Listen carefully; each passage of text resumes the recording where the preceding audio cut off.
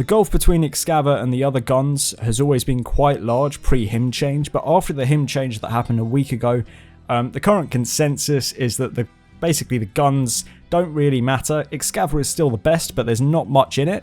I'm actually here to make the case that the best gun is Python, and it's not really close for most players in realistic scenarios. And this just comes down to one really simple fact. The best single target damaging guns in the game are Malevolent and Last Dagger.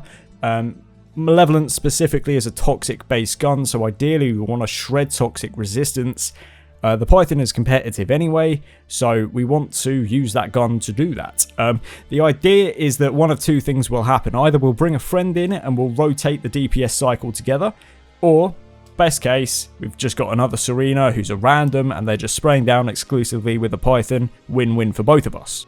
So the DPS cycle is very straightforward and the rotation is very straightforward. So 20-second rotation, we're waiting on toxic circulation, that's why. So we shoot at the knee with the Python until we get it, switch to the Last Dagger, spray at the shoulder for the affinity bonus on that, then switch to the Malevolent for the affinity bonus on that. Once that ends, we switch back to the Python and spray at the knee for the affinity bonus. And then we just wait until toxic circulation is back up again. Make sure to reset your 4 as you see here.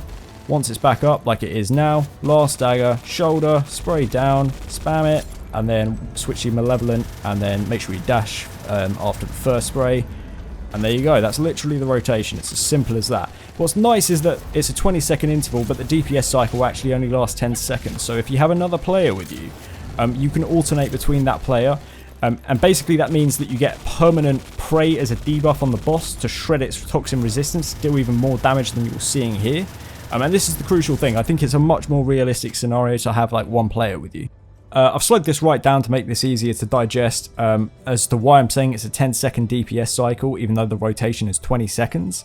And it's simply because when you consider Firing Fiesta and Payout, both of their durations respectively are 3 seconds, so that's 6 seconds in total.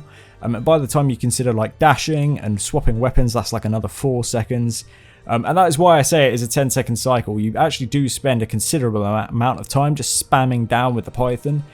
Which is basically the green light for your other player, your teammate who you're grouping up with, to start their DPS cycle, because you're going to be spamming down and keeping that prey debuff going for them while they're sort of doing their Last Dagger Malevolent spray for them.